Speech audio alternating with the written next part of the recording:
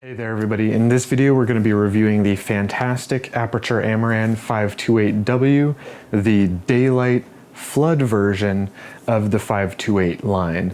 So there's a bicolor and there's a spot, and this is the flood. I'm using it right now as my key, and it's a fantastic key because it's a flood, because it's also illuminating this very difficult to light section of the frame.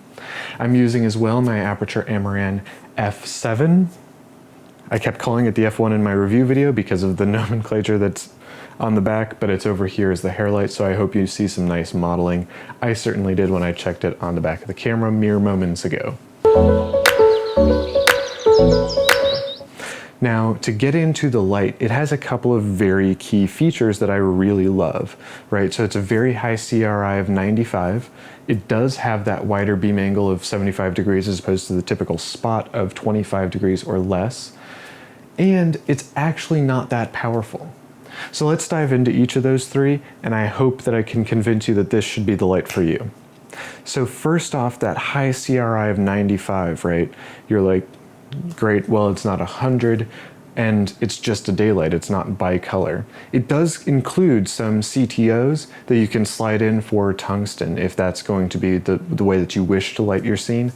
I prefer daylight because this one over here, the F7, is most powerful at daylight levels. So if I can configure both of these to be at about 5500 Kelvin, then I can get the best lighting output that I'm going to get in this setup. In videos, it's important to have a light that's going to be accurate, right? You can't have a light that you don't know what the color temperature is and that has a variable color temperature that you can't be certain of, right? With a lower CRI. If you have a lower CRI light, you're gonna get fringing, you're gonna get some wacky color shifts. It's gonna be a mess, right? So you're gonna have to spend so much more time on the back of your camera dialing in the white balance or hoping that you can fix it in post. But with this high CRI, I can be certain that every time I put it on without CTO, in the camera, I can put that at 5500 Kelvin and perfect. Now that flood beam angle that I was talking about, I really love that it's a flood. I know that spots are a little bit more industry standard.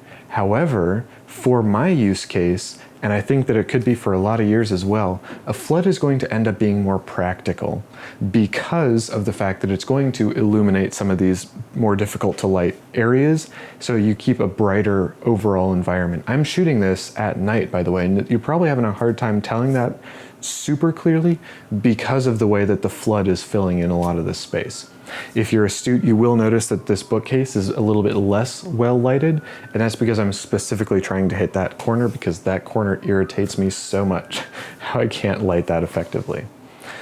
The other part of that being a flood is that if it were a spot, I'm getting pretty good lighting all the way down to my feet. If it were a spot, it would probably only be from about waist up, and that's all right. But then you'd have to get diffusion if you wanted it to be a little bit softer. This is soft enough as it is because it's already a flood that I don't have to worry about it too much. Because it does go all the way down to 10 and all the way up to 99%, I am going to be able to still output a fair amount of light at a variety of distances, right? It's rated for something like just over 1000 lux at a meter or so. So it's a pretty nice output from this light, despite being a 75-degree beam angle. And the last point that I really brought up earlier was that it's not that powerful.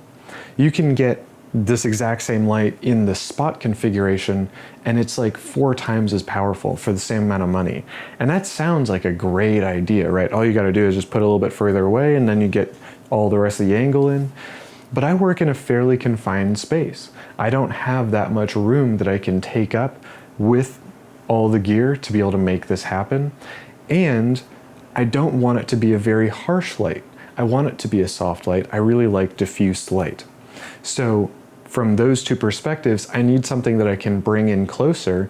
I'm working with an f1.4 lens that I want to keep as bright as possible in terms of aperture, so there is some bokeh.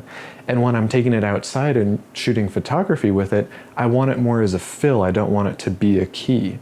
So it fills a lot of criteria for me because it's not super powerful, because when I dial it down, it's very much more dialed down than what a much more powerful light would be. So I think that from those 3 points, those are very those are three very strong arguments in favor of this device, right? A potential downside would be that it is a flood and not a spot. That could be an issue for some people. Floods, though, typically are used in a 3-point lighting kit. You're going to have 2 spots and a flood in a lot of those options.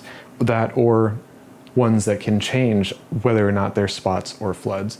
And it's going to be used as a fill, not as a key, right? As environmental or fill or some kind of hair back, something, that kind of light.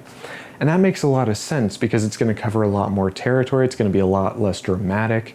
But you might say, for me, it doesn't work as a one light solution.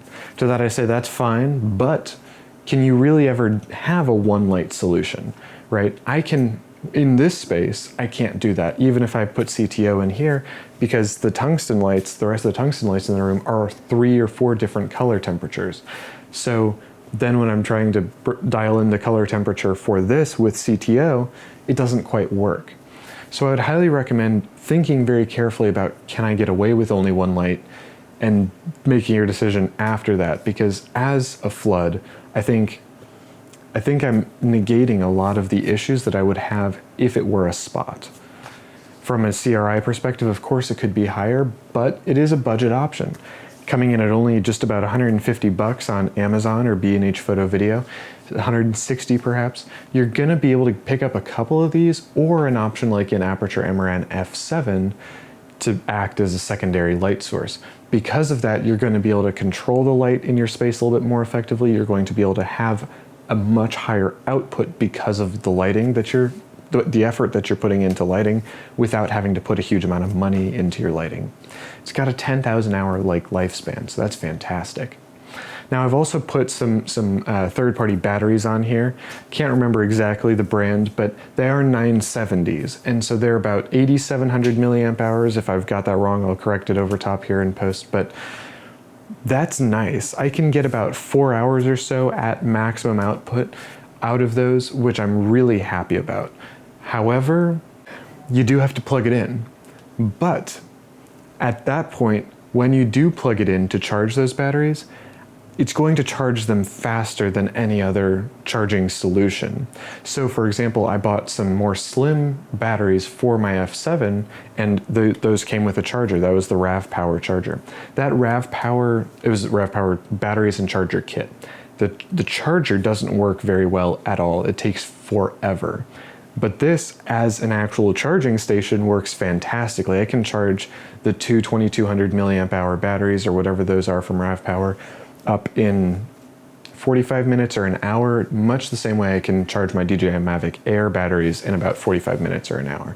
So these 970s, I can't remember exactly how long those take to charge, but it does work much more effectively than a charger that you'd plug into the wall separately. And that's because you're getting a lot more power into it in the first place. So I think that's about all I have to say on the subject. I hope you've really enjoyed this video. This video was a ton of fun to make. Thank you very much for your time and for your attention. I'm looking forward to seeing you in the next one.